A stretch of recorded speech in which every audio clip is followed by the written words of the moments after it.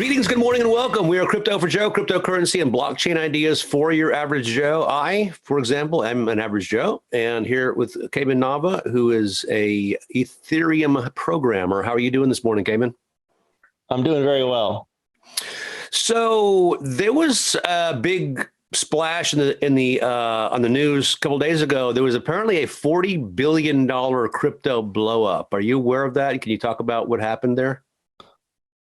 Yeah, it's been kind of the big thing that's been happening in crypto the past week. Yeah, basically there's a project called Terra, and they had two tokens.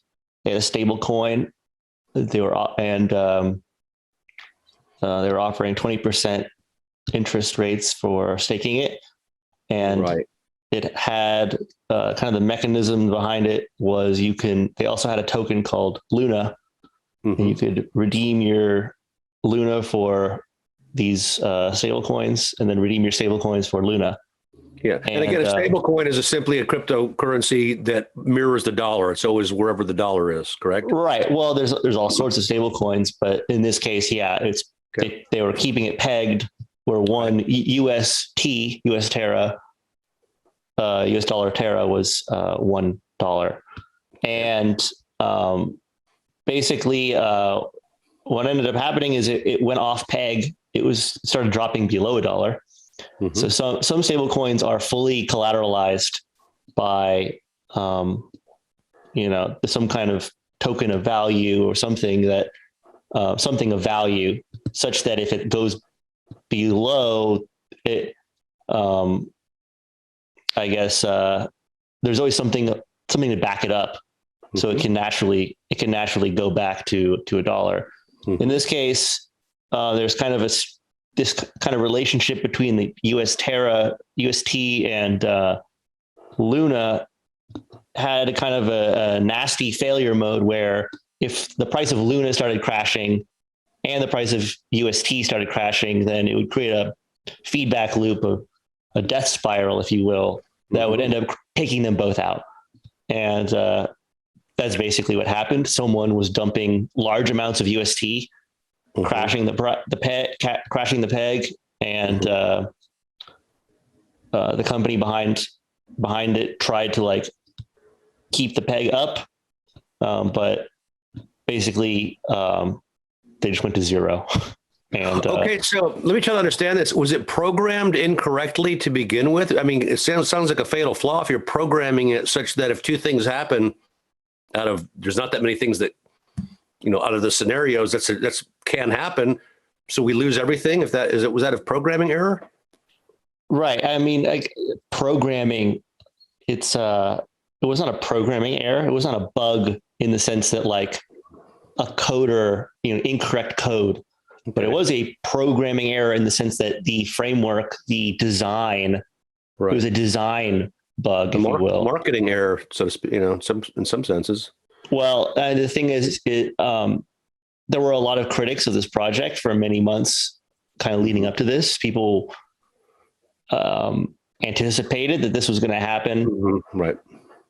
And kind of in the face of all of that criticism, the project was succeeding.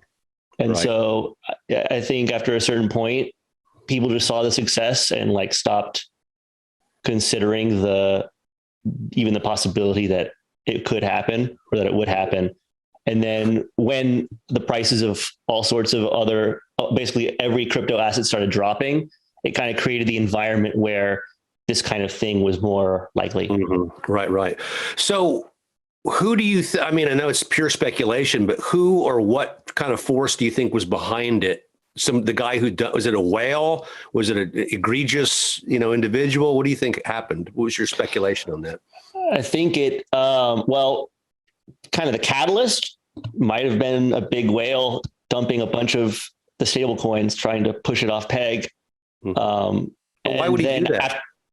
You could maybe they had a huge short position on Luna, or on the stable coin itself, or both, and so they could make a lot of money.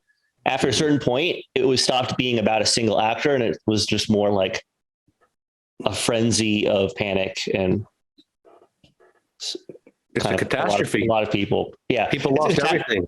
It's a catastrophe because, a lot of people lost everything. And it's also a catastrophe because this will be pointed to as a failure of stablecoins in general. Mm-hmm. And I think we've seen kind of, regulators like to use a very large paintbrush to paint everything the same color. Right. Even though there's like you said, all stablecoins are $1. That's actually not true. There's a stable coin, Rye, which has a floating peg, and it's roughly $3 right now. But it's so different stable coins have different properties. Some are more stable than others. Some are more safe than others.